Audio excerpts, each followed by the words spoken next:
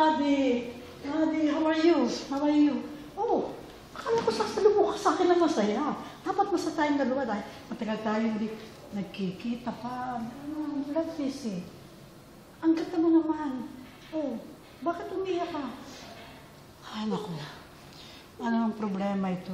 Lola, bakit po ganun? Teka, maupo tayo, ha? At, okay. Anong problema mo? Lola, bakit po lagi na lang si Mary? Siya na lang lagi. Lola, nakita ko sila ni CJ. Lagi na lang sila magkasama.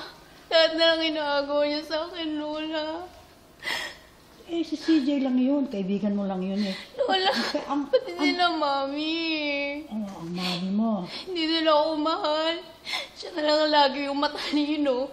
Siya na lang lagi yung maganda. Hindi pwede yan. Mas maganda ka kay Mary. Kaya nga ikaw ang paborito ko Lola, eh. hindi. Sinasabi ko na nga ba? Lola, yung may nararamdaman ko eh. Yun din ang nararamdaman ko. Pero talagang